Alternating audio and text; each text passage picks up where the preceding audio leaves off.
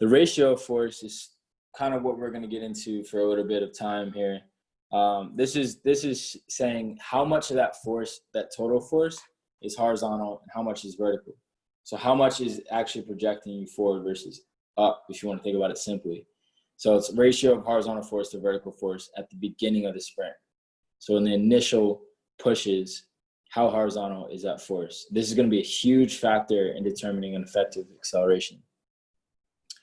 At the beginning of the sprint, the ratio of force is much higher than towards the end. Towards max velocity, the ratio is primarily vertical. So as velocity increases, the ratio decreases. And we'll get into that next.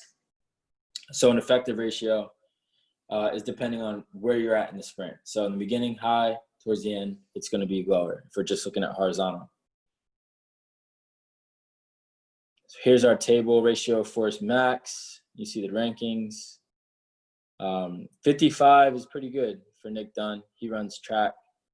He'll be running at Oregon next year.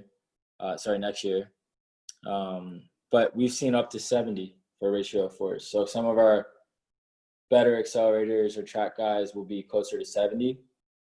But anything that's 55 to 65 is extremely, extremely elite for guys. And then for girls, in the 40s is good. And you see girls, some of them are in the 50s. Like Kayla. Kayla runs 21 miles per hour. Jazz runs 20.5 miles per hour. She's at 50. Naya runs 20.6 miles per hour, and she's at 50 also. So you'll see some of the girls get pretty high. But anything above 45 is pretty good for the girls.